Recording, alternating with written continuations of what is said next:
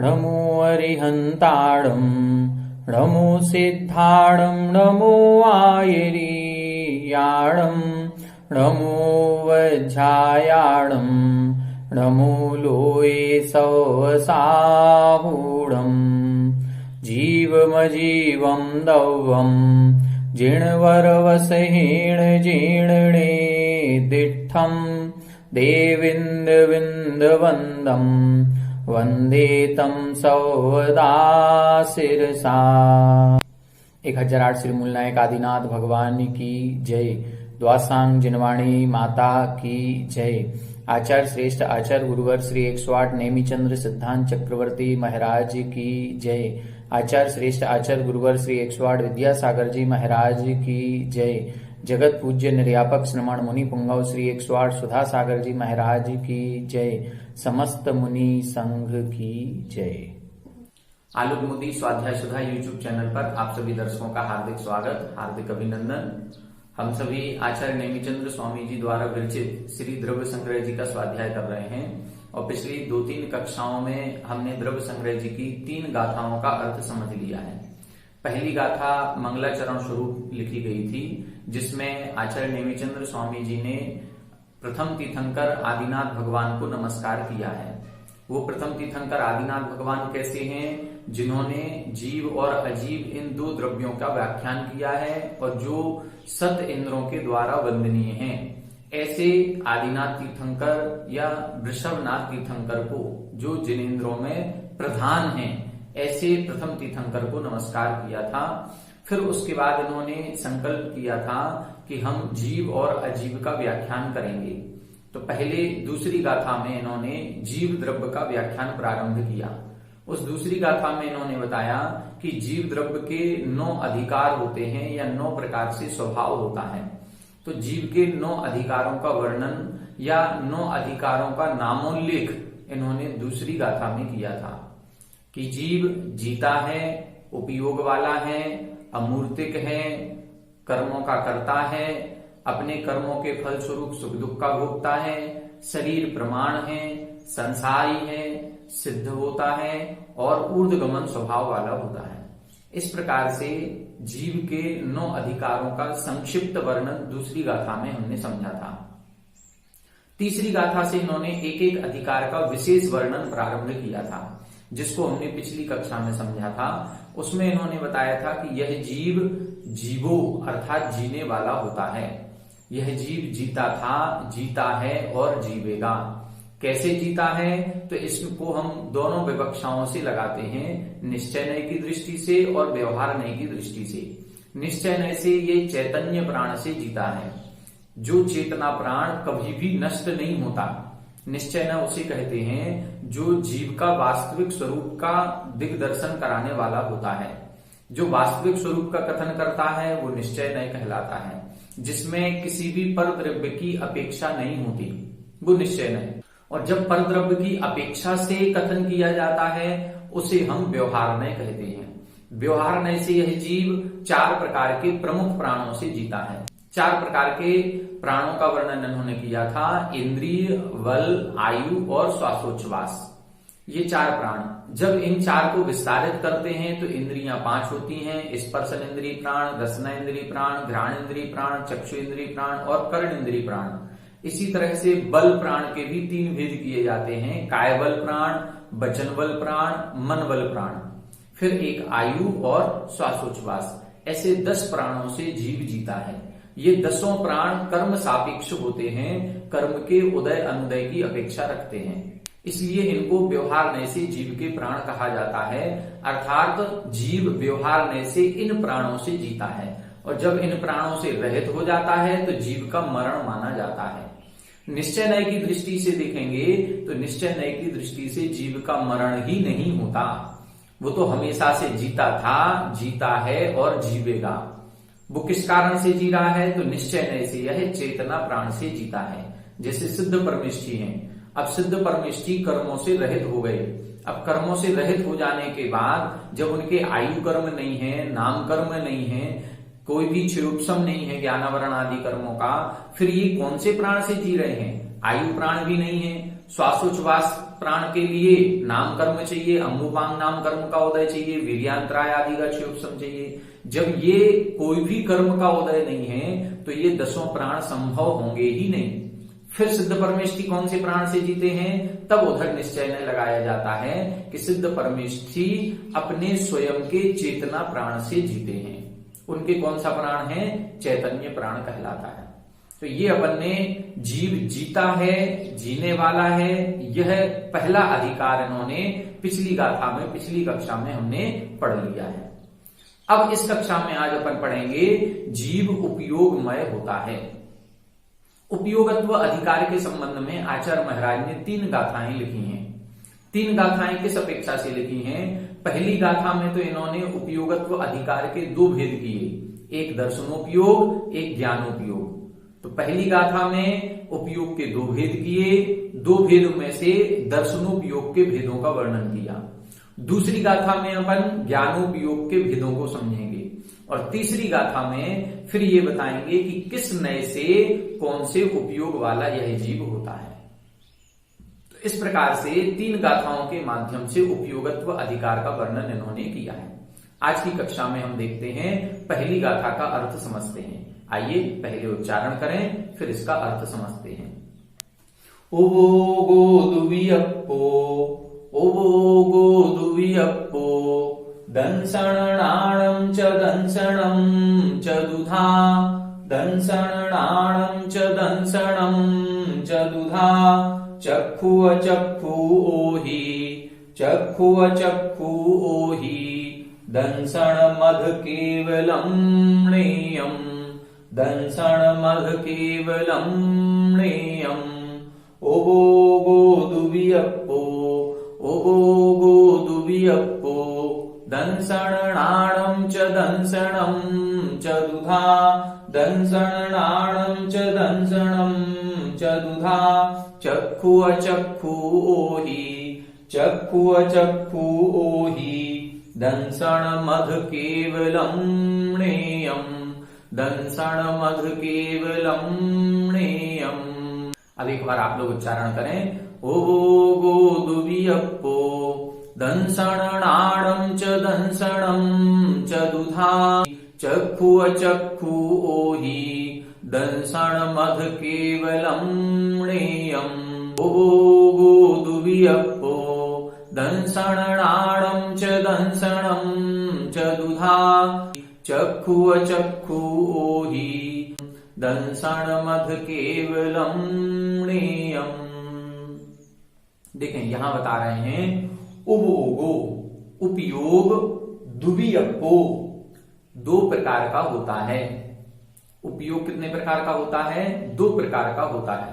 उपयोग किसे कहते हैं, चैतन्य अनुविधायी परिणाम को उपयोग कहते हैं। चैतन्य अनुविधायी, चैतन्य का मतलब है चेतना, जो जीव का स्वयं का स्वरूप है। अब उसके अनुविधायी परिणाम जो उसके साथ हमेशा पाए जाएं, जो कभी जिसको हम अलग नहीं कर सकें, ऐसे परिणाम को उपयोग कहते हैं।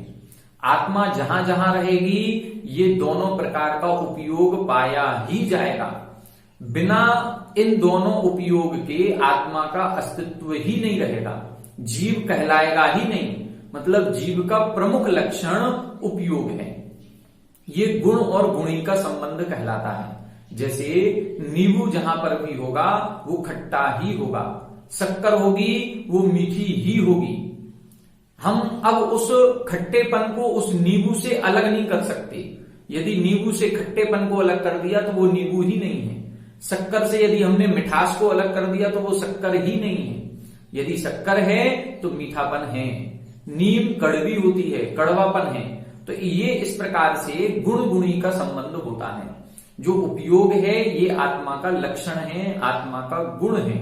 तो यहां पर लिखा उबोगो दुवियप्पो, उपयोग 2 प्रकार का होता है। वो 2 प्रकार का उपयोग कौन कौन सा है, दंसण अणाणम च, दंसण अर्थात दर्शनोपयोग, अणाणम च यानी और अणाणम ज्ञानोपयोग। ज्ञान को प्राकृत भाषा में अणाण कहते हैं। तो उबोगो दुवियप्पो उपयोग 2 प्रकार का है, दर्शनोपयोग और ज्ञानोपयोग। ठीक है। अब आगे लिख रहे हैं दंसनम चतुधा।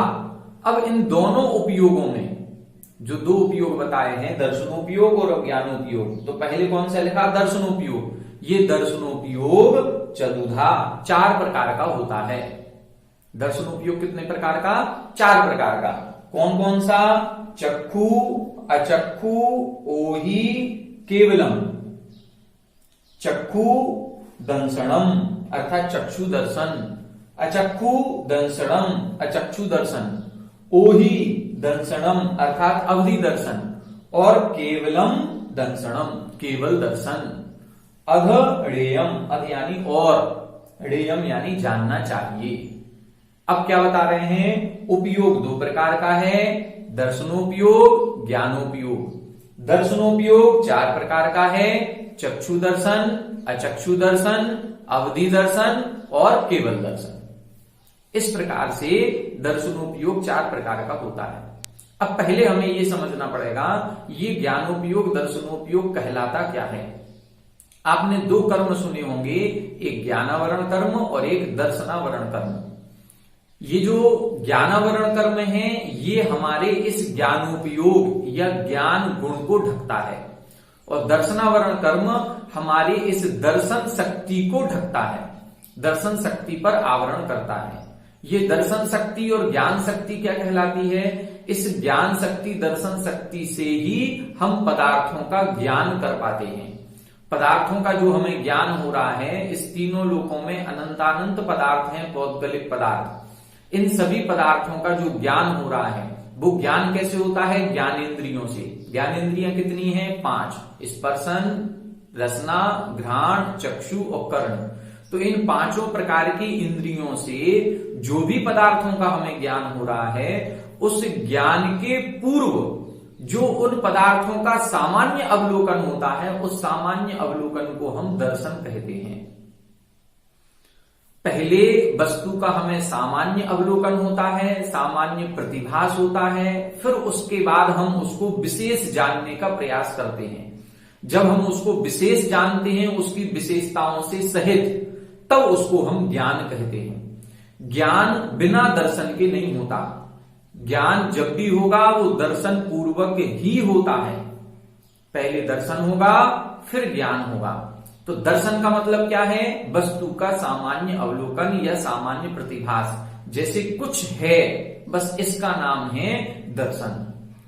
अब दर्शनोपयोग और ज्ञानोपयोग में बहुत सूक्ष्म अंतर होता है। इसको इतनी सूक्ष्म परिणति है कि इसको हम उदाहरण के द्वारा भी नहीं समझा सकते।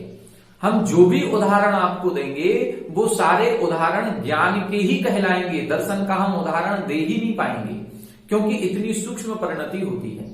जैसे उदाहरण से समझें, ये उदाहरण जो भी हम देंगे ये हो सकता है ज्ञान के ही हों, लेकिन फिर भी एक समझने की दृष्टि से हम समझ सकते हैं।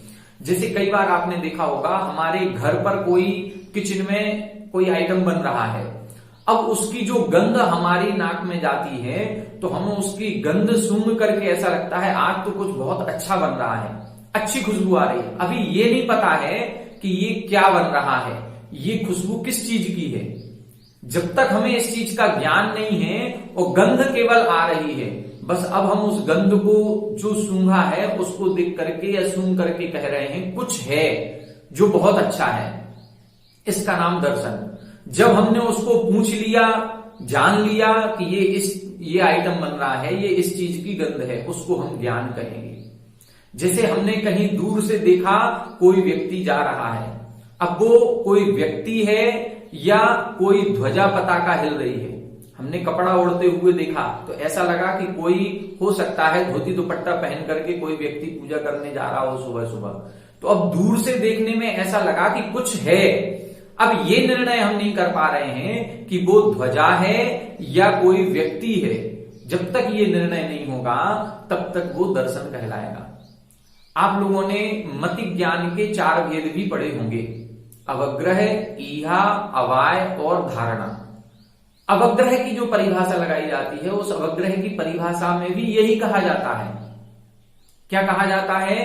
कुछ है ऐसा जानना अवग्रह। उसमें कुछ विशेष जानने की इच्छा होना वो ईहा। फिर कुछ विशेष चिन्हों के द्वारा उस वस्तु का निर्णय कर लेना, वो अवानय, और फिर कालांतर में उस वस्तु को नहीं भूलना, वो धारणा। ये किसके भेद हैं? ये मति ज्ञान के भेद हैं। तो अवग्रह में भी हमने क्या कहा? कुछ है, और दर्शन में भी कह रहे हैं कुछ है। अब इसमें क्या अंतर है? बस यही सूक्ष्म अंतर है। इस सूक्ष्म अंतर को हम बहुत अच्छी तरह से उदाहरण से भी स्पष्ट नहीं कर पाएंगे। बस इतना जरूर शास्त्रों में मिलता है कि जो दर्शन होता है वो निर्विकल्प होता है, निराकार होता है, उसमें विकल्प नहीं होते, उसमें कोई वस्तु की विशेषताओं का ग्रहण नहीं किया जाता है। और जब उनमें विशेषताओं का ग्रहण हो जाता है, सविकल्प हो जाता है, आकार सहित हो जाता है, तब उसको हम अवग्रह आदि की संज्ञा देते हैं। फिर वो ज्ञान की श्रेणी में आ जाएगा। जैसे ये कहा जाता है, माना कि हम रोड पर जा रहे हैं कहीं और हमारे सामने से कई सारे व्यक्ति क्रॉस कर रहे हैं हमको।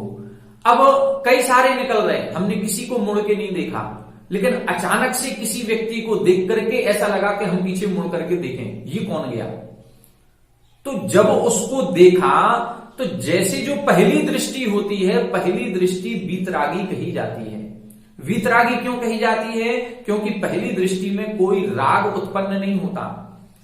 जैसे एक होता है देखना, एक होता है घूरना। अपन कहते हैं बहुत घूर घूर के देख रहा है। घूर घूर के देखने का मतलब क्या है? एक सामान्य दृष्टि होती है, सामान्य से कितने सारे लोग निकल गए, हमने किसी को बहुत आंखें गड़ा करके नहीं देखा, किसी को घूर करके नहीं देखा।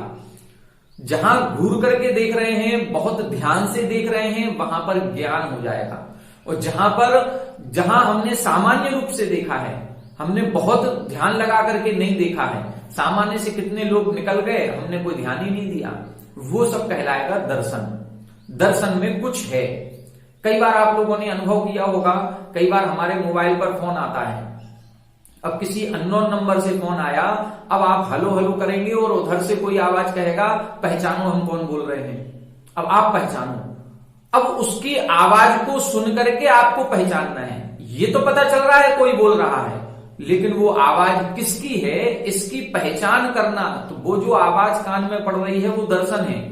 जैसे ही अब हम उसको 2-3 बार उसके सेंटेंस सुनेंगे, उसकी आवाज को पहचानेंगे, ये आवाज तो उसकी है, ये जो धारणा काम करेगी, फिर वो ज्ञान कहलाएगा। तो सबसे पहले किसी भी पदार्थ का जब हम अवलोकन करते हैं, किसी भी पदार्थ को देखते हैं, उसको हम दर्शन कहते हैं। दर्शन के संबंध में कई लोगों की धारणा यह है कि दर्शन को केवल देखने से संबंधित, चक्षु इंद्रिय से संबंधित लगा लेते हैं, जबकि ऐसा नहीं है। दर्शन घ्राण इंद्रिय से संबंधित भी है, दर्शन कर्ण इंद्रिय से भी है, दर्शन रसना इंद्रिय से भी है, स्पर्शन इंद्रिय से भी है, सभी से। अब रसना इंद्रिय में कोई पदार्थ उन्होंने कहा ये चख के देखो जरा कैसा है, इसका टेस्ट कैसा है, इसमें कोई कमी तो नहीं है। अब किचन में कोई आइटम बनाया, उन्होंने कहा चख के देखो। अब चख के देख रहे हैं तो वो जीभ पर रखते ही उसमें किस किस चीज का टेस्ट आ रहा है वो ज्ञान बन जाएगा, लेकिन जो प्रारंभिक अवस्था बनेगी वो दर्शन कहलाएगा। जो ज्ञान के पूर्व की स्थिति है वो दर्शन है, और दर्शन के तुरंत बाद ज्ञान हो जाता है। तो दर्शन और ज्ञान में बहुत सूक्ष्म अंतर है।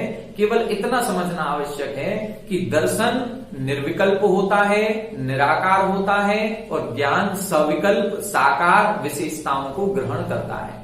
जैसे हमने कहा एक किताब, अब किताब कहते ही ये दर्शन, लेकिन ये किताब किसकी है, इसमें किस चीज का वर्णन है, ये द्रव्य संग्रह की किताब है, ये नेमिचंद्राचार्य ने लिखी है, इसमें 6 द्रव्यों का वर्णन है, ये ज्ञान कहलाएगा। और सामान्य सी किताब कहते ही इसमें कोई हमको विकल्प नहीं आ रहा, कोई विकल्प नहीं, इसको बोलेंगे दर्शन। अब ये दर्शन जो होता है ये 4 प्रकार से कहा गया: चक्षु दर्शन, अचक्षु दर्शन, अवधि दर्शन, केवल दर्शन। जब हम ज्ञान की चर्चा करते हैं तो ज्ञान 2 प्रकार का होता है। एक ज्ञान होता है परोक्ष प्रमाण और एक होता है प्रत्यक्ष प्रमाण। परोक्ष उसे कहते हैं जो इंद्रिय मन की सहायता से होता है, जैसे मति ज्ञान, श्रुत ज्ञान, ये इंद्रिय मन की सहायता से होते हैं। प्रत्यक्ष किसे कहते हैं? जो आत्मा से होते हैं, जिसमें इंद्रिय मन की सहायता नहीं लेनी पड़ती, वो प्रत्यक्ष, जैसे अवधि ज्ञान, मनःपरय ज्ञान और केवल ज्ञान। ठीक है। अब देखें, जो मति ज्ञान और श्रुत ज्ञान है ये 5 इंद्रिय और मन की सहायता से होते हैं। तो जब भी हम स्पर्शन इंद्री से कोई ज्ञान करेंगे, उस स्पर्शन इंद्री के ज्ञान के पूर्व उस पदार्थ का सामान्य अवलोकन, सामान्य प्रतिभास होगा। ठीक है। इसी तरह से रसना इंद्री से कोई ज्ञान करेंगे, उसके पूर्व भी सामान्य प्रतिभास होगा। इसी तरह से घ्राण इंद्री, चक्षु इंद्री, कर्ण इंद्री और मन से भी, जब भी हम मन से भी कोई विचार करेंगे तो पहले सामान्य प्रतिभास होगा, फिर उसके बाद हमको ज्ञान होता है। तो जो सामान्य प्रतिभास है वो दर्शन है, और जो बाद में ज्ञान हुआ, विकल्प सहित हो गया, उसको हम ज्ञान कहते हैं। तो जब चक्षु इंद्री से संबंधित जो भी पदार्थ का ज्ञान होता है, उस ज्ञान के पूर्व जो स्थिति बनेगी, जो सामान्य अवलोकन, सामान्य प्रतिभास होगा, उसको हम बोलेंगे चक्षु दर्शन। चक्षु दर्शन किसे कहेंगे? चक्षु अर्थात चक्षु इंद्री से संबंधित है ये केवल। इसमें मात्र चक्षु इंद्री से होने वाले ज्ञान के पूर्व जो वस्तु का सामान्य अवलोकन या सामान्य प्रतिभास होता है, उसको हम चक्षु दर्शन कहेंगे। अब चक्षु इंद्री को छोड़ दो, अब कितनी इंद्रियां बची? स्पर्शन इंद्री, रसना इंद्री, घ्राण इंद्री, कर्ण इंद्री और मन। ये पांचों के द्वारा, इन पांचों से भी पदार्थों का ज्ञान होता है कि नहीं होता? होता है। तो इन पांचों से भी जब पदार्थ का ज्ञान होगा, तो उस ज्ञान के पूर्व भी उस वस्तु का, उस पदार्थ का सामान्य प्रतिभास या सामान्य अवलोकन होगा। जो वो सामान्य अवलोकन और सामान्य प्रतिभास हो रहा है, उसी को हम अचक्षु दर्शन कहेंगे। चक्षु इंद्री को छोड़ करके जो शेष इंद्रियों और मन से वस्तु का या पदार्थ का सामान्य ज्ञान होता है, उस ज्ञान के पहले पूर्व जो सामान्य प्रतिभास होता है, उसको हम अचक्षु दर्शन कहते हैं। दोनों की परिभाषा स्पष्ट हो गई होगी। चक्षु इंद्री से होने वाले ज्ञान के पूर्व जो वस्तु का सामान्य प्रतिभास, वो चक्षु दर्शन। चक्षु इंद्री को छोड़ करके शेष इंद्री और मन की सहायता से होने वाला जो पदार्थ का ज्ञान है, उस ज्ञान के पूर्व जो वस्तु का सामान्य प्रतिभास होता है, उसे हम अचक्षु दर्शन कहते हैं। अवधि दर्शन किसे कहते हैं? ये आत्मा से होता है, इसमें मन और इंद्री की सहायता नहीं होती। तो अवधि दर्शन कब होगा? अवधि ज्ञान के पूर्व। अवधि ज्ञान के द्वारा भी तो पदार्थों को जाना जाएगा, रूपी पदार्थों को। तो अब जब उन रूपी पदार्थों को जानेंगे, उस ज्ञान के पूर्व उन रूपी पदार्थों का भी सामान्य प्रतिभास होगा, तो वो सामान्य प्रतिभास अवधि दर्शन कहलाएगा। अवधि ज्ञान के पूर्व होने वाला जो वस्तु का सामान्य प्रतिभास है, उसको हम अवधि दर्शन कहते हैं। केवल दर्शन केवल ज्ञान के साथ साथ होता है। यहां देखें ध्यान से, दो प्रकार के जीव, एक छद्मस्त जीव और एक केवल ज्ञानी जीव। छद्मस्त उसे कहते हैं जिनके अभी ज्ञानावरण कर्म मौजूद है, जिन्होंने अभी ज्ञानावरण कर्म नष्ट नहीं किया, ऐसे जीवों को छद्मस्त कहते हैं। छद्म का मतलब आवरण, और स्थ यानी आवरण में जो स्थित हैं, जो ज्ञानावरण दर्शनावरण में स्थित हैं, जिनका ज्ञानावरण दर्शनावरण कर्म नष्ट नहीं हुआ, मतलब 12वें गुण स्थान तक के जीव, हम सब छद्मस्त कहलाएंगे। और केवल ज्ञानी 13वें गुण स्थान और 14वें गुण स्थान के जीव। तो जो जिन्होंने केवल ज्ञान प्राप्त कर लिया है, उनके दर्शन और ज्ञान एक साथ होता है। और हम छद्मस्तों के जो दर्शन और ज्ञान होता है, वो दर्शन पूर्वक ही ज्ञान होता है। पहले दर्शन होगा, फिर ज्ञान होगा। तो केवल ज्ञानियों के क्या होता है? केवल ज्ञान के साथ साथ केवल दर्शन होता है। क्यों? क्योंकि उधर ज्ञानावरण और दर्शनावरण कर्म दोनों ही एक साथ क्षय को प्राप्त हो जाते हैं। वहां पर सारे अनंत द्रव्यों की अनंत पर्याय एक साथ युगपत झलकती हैं। वहां पर ज्ञान और दर्शन एक साथ होता है। आगे इसी ग्रंथ में आचार्य नेमिचंद्र महाराज तीसरे अधिकार में, जहां पर सम्यक दर्शन ज्ञान चारित्र का अधिकार है, वहां पर एक गाथा लिखेंगे। दंसण पुवमणाणम छदमत्थाणम न दोन्योगा जुगवम जम्हा केवली णाहे जुगवम तुते दोबी। ये आगे गाथा लिखेंगे। इस गाथा का अर्थ केवल इतना ही है कि जो छद्मस्त हैं, उनके दर्शन पूर्वक ज्ञान होता है, और जो केवल ज्ञानी होते हैं, उनके दर्शन और ज्ञान एक साथ होता है। तो यहां पर चारों की परिभाषा लगाएं। चक्षु दर्शन, चक्षु दर्शन का मतलब है चक्षु इंद्री से होने वाले ज्ञान के पूर्व जो पदार्थ का सामान्य प्रतिभास, वो चक्षु दर्शन। अचक्षु दर्शन, अचक्षु दर्शन का मतलब है चक्षु इंद्री को छोड़ करके अन्य शेष 4 इंद्री और मन की सहायता से होने वाले पदार्थों के ज्ञान के पूर्व जो वस्तु का सामान्य प्रतिभास होता है वो अचक्षु दर्शन। अवधि ज्ञान के पूर्व होने वाला जो सामान्य प्रतिभास है उसे हम अवधि दर्शन कहेंगे, और केवल ज्ञान के साथ साथ होने वाला जो दर्शन होता है, वस्तुओं का सामान्य प्रतिभास है, उसे हम केवल दर्शन कहते हैं। अब देखें इधर चक्षु और अचक्षु दर्शन, ये मति ज्ञान और श्रुत ज्ञान इसमें आ जाएंगे। अवधि दर्शन अवधि ज्ञान के पूर्व हो गया, केवल दर्शन केवल ज्ञान के साथ साथ हो गया। अब एक ज्ञान और बचा, मनःपर्यय ज्ञान। तो उस मनःपर्यय ज्ञान के पूर्व दर्शन क्यों नहीं कहा? एक दर्शन और होना चाहिए, मनःपर्यय दर्शन, लेकिन मनःपर्यय दर्शन नहीं होता। क्यों नहीं होता? क्योंकि मनःपर्यय ज्ञान डायरेक्ट नहीं लगाया जाता। मनःपर्यय ज्ञान मति ज्ञान पूर्वक होता है।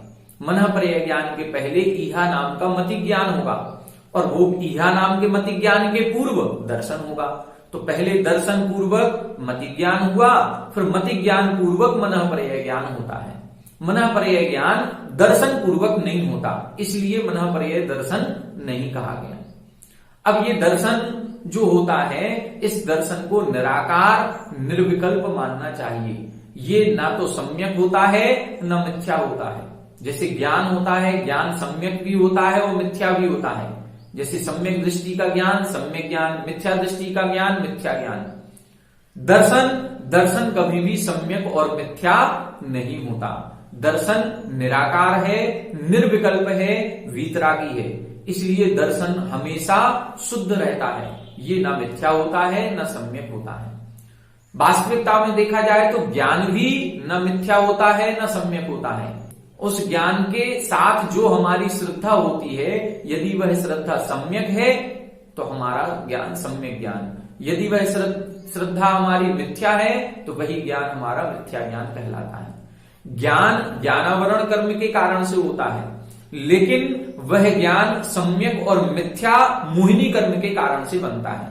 यदि हमारी सत्ता में मिथ्यात्व कर्म का उदय है तो वो हमारा ज्ञान मिथ्या ज्ञान कहलाएगा, और यदि हमारी सत्ता में मिथ्यात्व कर्म नहीं है तो वही ज्ञान हमारा सम्यक ज्ञान कहलाने लगता है। ये दर्शन और सम्यक दर्शन में क्या अंतर है? बहुत अंतर है। ये जो दर्शन हो रहा है ये दर्शनावरण कर्म के क्षयोपशम से होता है, और जो दर्शन सम्यक दर्शन होता है वो सम्यक दर्शन मोहिनी कर्म की, जो दर्शन मोहिनी की 3 प्रकृतियां हैं और अनंतानुबंधी की 4 प्रकृतियां, इन 7 प्रकृतियों के उपशम क्षयोपशम से होता है। ये दर्शनोपयोग सभी प्रकार के पदार्थों का ज्ञान करने के पूर्व होगा।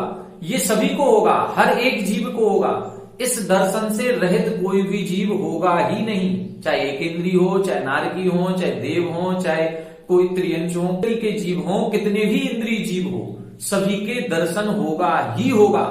चक्षु दर्शन अचक्षु दर्शन, जैसे अचक्षु दर्शन तो सभी जीवों के होगा ही होगा। केवल दर्शन मात्र केवल ज्ञानियों के होगा। अवधि दर्शन अवधि ज्ञानियों के होगा। चक्षु दर्शन चक्षु इंद्री वाले, 4 इंद्री से ऊपर वाले जीवों के होगा। लेकिन अचक्षु दर्शन ये सभी जीवों के होगा। एक इंद्रिय जीव है उसके अचक्षु दर्शन तो होगा ही होगा। 2 इंद्रिय जीव के अचक्षु दर्शन होगा ही होगा। 3 इंद्रिय जीव के अचक्षु दर्शन होगा ही होगा। 4 इंद्रिय जीव के चक्षु दर्शन भी होगा, अचक्षु दर्शन भी होगा। पंचेंद्रिय जीव जो है, अब यदि वो सम्यक दृष्टि है, अवधि ज्ञानी है, अवधि ज्ञानी होते ही उसके अवधि दर्शन भी होगा। यदि वह केवल ज्ञानी हो गया तो केवल दर्शन होगा, फिर ये 3 दर्शन नहीं होंगे। तो इस प्रकार से ये विवक्षाएं लगाई जाती हैं। सम्यक दर्शन श्रद्धा का विषय है।